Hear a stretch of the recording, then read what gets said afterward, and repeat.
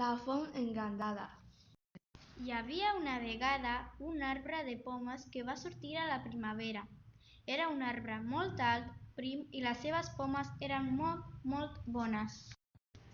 Al cap d'uns quants anys, l'arbre va conèixer a una font i va parlar amb ella. Hola, com et dius? La font va contestar.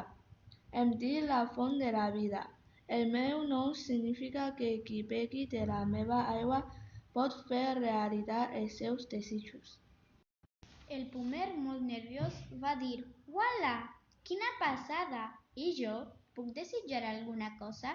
La font va respondre: «Sí, tu també pots desitjar alguna cosa, però ha de ser una cosa bona, perquè quan a mi em van construir em van dir que no podia concedir desitjos dolents».